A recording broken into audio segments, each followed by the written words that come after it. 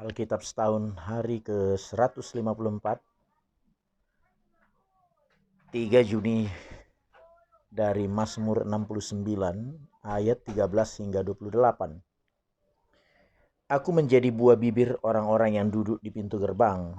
Dengan kecapi peminum-peminum menyanyi tentang aku. Tetapi aku berdoa kepadamu ya Tuhan. Pada waktu Engkau berkenan ya Allah, demi kasih setiamu yang besar jawablah aku. Dengan pertolonganmu yang sejati, yang setia, lepaskanlah aku dari dalam lumpur, supaya jangan aku tenggelam. Biarlah aku dilepaskan dari orang-orang yang membenci aku dan dari air yang dalam. Janganlah gelombang air menghanyutkan aku, atau tubir menelan aku, atau sumur menutup mulutnya di atasku. Jawablah aku ya Tuhan, sebab kasih setiamu baik. Berpalinglah kepadaku menurut rahmatmu yang besar. Janganlah sembunyikan wajahmu kepada hambamu, sebab aku tersesak, segeralah menjawab aku. Datanglah kepadaku, tebuslah aku, bebaskanlah aku oleh karena musuh-musuhku. Engkau mengenal celakaku, maluku dan nodaku. Semua lawanku ada di hadapanmu. Celah itu telah mematahkan hatiku, dan aku putus asa. Aku menantikan belas kasihan, tetapi sia-sia. Menantikan penghibur-penghibur, tetapi tidak kudapati. Bahkan mereka memberi aku makan racun, dan pada waktu aku haus, mereka memberi aku minum anggur asam. Biarlah jamuan yang di depan mereka menjadi jerat, dan selamatan mereka menjadi perangkap. Biarlah mata mereka menjadi gelap, sehingga mereka tidak melihat. Buatlah pinggang mereka goyah senantiasa, tumpahkanlah amarahmu ke atas mereka. Dan biarlah murkamu yang menyala-nyala menimpa mereka. Biarlah perkemahan mereka menjadi sunyi, dan biarlah kemah-kemah mereka tidak ada penghuninya. Sebab mereka mengejar orang yang kau pukul, mereka menambah kesakitan orang-orang yang kau tikam. Tambahkanlah salah kepada salah mereka, dan janganlah sampai engkau membenarkan mereka. Kisah Para Rasul 1. Hai Theophilus, dalam bukuku yang pertama aku menulis tentang segala sesuatu yang dikerjakan dan diajarkan Yesus. Sampai pada hari ia terangkat, sebelum itu ia telah memberi perintah-perintah oleh Roh Kudus kepada rasul-rasul yang dipilihnya. Kepada mereka ia menunjukkan dirinya setelah penderitaannya selesai. Dan dengan banyak tanda ia membuktikan bahwa ia hidup. Sebab selama 40 hari ia berulang-ulang menampakkan diri dan berbicara kepada mereka tentang kerajaan Allah. Pada suatu hari ketika ia makan bersama-sama dengan mereka, ia melarang mereka meninggalkan Yerusalem dan menyuruh mereka tinggal di situ menantikan janji Bapa. Yang demikian katanya telah kamu dengar daripadaku. Sebab Yohanes membaptis dengan air, tetapi tidak lama lagi kamu akan dibaptis dengan Roh Kudus. Maka bertanyalah mereka yang berkumpul di situ, Tuhan, maukah engkau pada masa ini memulihkan kerajaan bagi Israel? Jawabnya, engkau tidak perlu mengetahui masa dan waktu yang ditetapkan Bapa sendiri menurut kuasanya. Tetapi kamu akan menerima kuasa kalau Roh Kudus turun ke atas kamu. Dan kamu akan menjadi saksiku di Yerusalem dan di seluruh Yudea dan Samaria dan sampai ke ujung bumi. Sesudah ia mengatakan demikian, terangkatlah ia disaksikan oleh mereka, dan awan menutupnya dari pandangan mereka. Ketika mereka sedang menatap ke langit waktu ia naik itu, tiba-tiba berdirilah dua orang yang berpakaian putih dekat mereka dan berkata kepada mereka, Hai orang-orang Galilea, mengapakah kamu berdiri melihat ke langit? Yesus ini yang terangkat ke sorga meninggalkan kamu, akan datang kembali dengan cara yang sama seperti kamu melihat dia naik ke sorga. Maka kembalilah rasul-rasul itu ke Yerusalem dari bukit yang disebut Bukit Zaitun, yang hanya seperjalanan sabat jauhnya dari Yerusalem. Setelah mereka tiba di kota, naiklah mereka ke ruang atas, tempat mereka menumpang. Mereka itu ialah Petrus dan Yohanes, Yakobus dan Andreas, Filipus dan Thomas, Bartolomeus dan Matius, Yakobus bin Alfeus dan Simon orang Zelot, dan Yudas bin Yakobus. Mereka semua bertekun dengan sehati dalam doa bersama-sama, dengan beberapa perempuan serta Maria, ibu Yesus, dan dengan saudara-saudara Yesus. Pada hari-hari itu berdirilah Petrus di tengah-tengah saudara-saudara yang sedang berkumpul itu. Kira-kira 120 orang banyaknya, lalu berkata, Hai saudara-saudara, haruslah genap nas kitab yang suci yang disampaikan Roh Kudus dengan perantaran Daud tentang Yudas, pemimpin orang-orang yang menangkap Yesus itu. Dahulu ia termasuk bilangan kami dan mengambil bagian di dalam pelayanan ini. Yudas ini telah membeli sebidang tanah dengan upah kejahatannya. Lalu ia jatuh tertelungkup dan perutnya terbelah, sehingga semua isi perutnya tertumpah keluar. Hal itu diketahui oleh semua penduduk Yerusalem, sehingga tanah itu mereka sebut dalam bahasa mereka sendiri Hakal Dama, artinya tanah darah.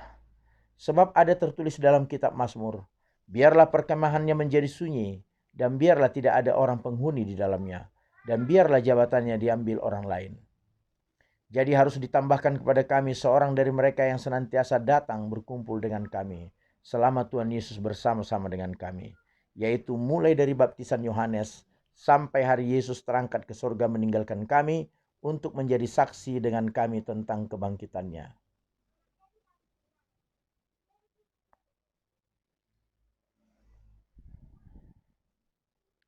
2 Samuel 3 ayat 22 hingga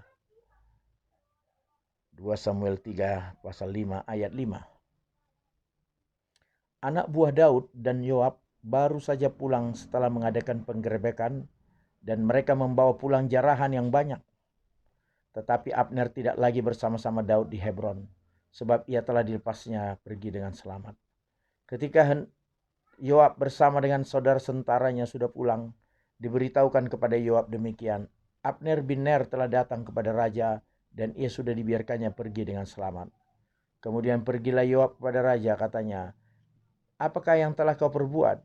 Abner telah datang kepadamu, mengapa engkau membiarkannya begitu saja? Adakah engkau tidak kenal Abner bin Ner itu?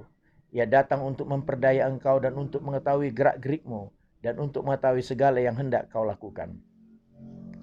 Sesudah itu keluarlah Yoab meninggalkan Daud dan menyuruh orang menyusul Abner. Lalu mereka membawanya kembali dari perigi Sisera tanpa diketahui Daud. Ketika Abner kembali ke Hebron, maka Yoab membawanya sebentar ke samping di tengah-tengah pintu gerbang itu, seakan-akan hendak berbicara dengan dia dengan diam-diam. Kemudian ditikamnyalah dia di sana pada perutnya sehingga mati, membalas darah Asael adiknya. Ketika hal itu didengar Daud, kemudian berkatalah ia, aku dan kerajaanku tidak bersalah di hadapan Tuhan sampai selama-lamanya terhadap darah Abner bin Ner itu. Biarlah itu ditanggung oleh Yoab sendiri dan seluruh kaum keluarganya. Biarlah dalam keturunan Yoab tidak putus-putusnya ada orang yang mengeluarkan lelehan, seperti yang sakit kusta, yang bertongkat, yang tewas oleh padang, atau yang kekurangan makanan. Demikianlah Yoab dan Abisai adiknya membunuh Abner, karena ia telah membunuh Asael adik mereka di Gibeon dalam pertempuran. Dan berkatalah Daud kepada Yoab dan kepada segala rakyat yang bersama-sama dengan dia, koyakkanlah pakaianmu dan lilitkanlah pada tubuhmu kain kabung dan merataplah di depan mayat Abner. Raja Daud sendiri pun berjalan di belakang usungan maut ketika orang mengubur Abner di Hebron. Maka menangislah seraja dengan seluruh suara nyaring pada kubur Abner, dan seluruh rakyat pun menangis karena Abner raja mengucapkan nyanyian ratapan ini. Apakah Abner harus mati seperti orang bebal? Tanganmu tidak terikat dan kakimu tidak dirantai. Engkau gugur seperti orang gugur oleh orang-orang durjana, dan seluruh rakyat itu makin menangis karena dia. Seluruh rakyat datang menawarkan kepada Daud untuk makan roti selagi hari siang. Tetapi Daud bersumpah, katanya, kiranya Allah menghukum aku bahkan lebih lagi daripada itu, jika sebelum matahari terbenam aku mengecap roti atau apapun. Ketika seluruh rakyat melihat hal itu, mereka menganggap hal itu baik, seperti segala sesuatu yang dilakukan raja dianggap baik oleh seluruh rakyat. Maka tahulah seluruh rakyat dan seluruh Israel pada hari itu bahwa pembunuhan Abner bin Ner bukanlah rancangan raja. Kemudian berkatalah raja kepada para pegawainya, tidak tahukah kamu bahwa pada hari ini gugur seorang pemimpin, seorang besar di Israel, tetapi aku ini sekarang masih lemah, sekalipun sudah diurapi menjadi raja, sedang orang-orang itu yakni anak-anak Zeruya melebihi aku dalam kekerasan. Kiranya Tuhan membalas kepada orang yang berbuat jahat setimpal dengan kejahatannya. Ketika didengar anak Saul bahwa Abner sudah mati di Hebron, maka hilanglah keberaniannya dan terkejutlah seluruh orang Israel. Anak Saul mempunyai 2 orang sebagai kepala gerombolan, yang satu bernama Baana dan yang kedua bernama Rekab. keduanya anak Rimon, orang Benyamin dan Beerot. Sebab Beerot pun terhitung daerah Benyamin. Orang Beerot sudah melarikan diri ke Gitaim dan menjadi pendatang di sana sampai sekarang. Yonatan anak Saul mempunyai seorang anak laki-laki yang cacat kakinya. Ia berumur 5 tahun. Ketika datang kabar tentang Saul dan Yonatan dari Israel, inang pengasuhnya mengangkat dia pada waktu itu, lalu lari, tetapi karena terburu-buru lari, anaknya itu jatuh dan menjadi timpang. Ia bernama Mephiboset. Anak-anak Rimon, seorang Beerot itu, yakni Rekab dan Bana, pergi lalu sampai pada waktu hari panas terik ke rumah Isiboset. Ketika ia sedang berbaring siang hari, kebetulan penjaga pintu rumah itu mengantuk dan tertidur ketika sedang membersihkan gandum. Demikianlah Rekab dan Baana menyusup ke dalam. Mereka masuk ke dalam rumah itu ketika Isiboset sedang berbaring di atas tempat tidurnya di dalam kamar tidurnya. Membunuh dia lalu memenggal kepalanya. Mereka membawa kepalanya itu lalu berjalan bersama semalam-malaman melalui jalan dari Araba Yordan. Kepala Isiboset itu dibawa mereka kepada Daud di Hebron dan mereka berkata kepada raja, "Inilah kepala Isiboset anak Saul, musuhmu itu, yang ini mencabut nyawamu. Tuhan pada hari ini telah membiarkan tuanku raja mengadakan pembalasan atas Saul dan atas keturunannya." Tetapi Daud menjawab Rekab dan Baana, saudaranya, anak-anak Rimon, orang Beerot itu, katanya kepada mereka, "Demi Tuhan yang hidup, yang telah membebaskan nyawaku dari segala kesesakan, ketika ada orang yang membawa kabar kepadaku demikian, Saul sudah mati dan memandang dirinya sebagai orang yang menyampaikan kabar baik, maka aku menangkap dan membunuh dia di Ziklag. Dan dengan demikian, aku memberikan kepadanya upah kabarnya. Terlebih lagi sekarang, setelah orang-orang fasik membunuh seorang yang benar di rumahnya di atas tempat tidurnya, tidakkah aku menuntut darahnya daripada kamu dan melenyapkan kamu dari muka bumi?" Sesudah itu Daud memberi perintah kepada anak buahnya untuk membunuh mereka, tangan dan kaki mereka dipotong. Kemudian mayat mereka digantung di tepi telaga di Hebron. Tetapi kepala Isiboset diambil dan dikuburkannya di dalam kubur Abner di Hebron. Lalu datanglah segala suku Israel kepada Daud di Hebron dan berkata, "Ketahuilah, kami ini darah dagingmu. Telah lama ketika Saul memerintah atas kami, engkaulah yang memimpin segala gerakan orang Israel. Dan Tuhan telah berfirman kepadamu, engkaulah yang harus menggembalakan umatku Israel, dan engkaulah yang menjadi raja atas Israel." Maka datanglah semua tua-tua Israel menghadap raja di Hebron. Lalu Raja Daud mengadakan perjanjian dengan mereka di Hebron di hadapan Tuhan. Kemudian mereka mengurapi Daud menjadi raja atas Israel. Daud berumur 30 tahun pada waktu ia menjadi raja. 40 tahun lamanya ia memerintah. Di Hebron ia memerintah atas Yehuda 7 tahun 6 bulan. Dan di Yerusalem ia memerintah 33 tahun atas seluruh Israel dan Yehuda. Amin.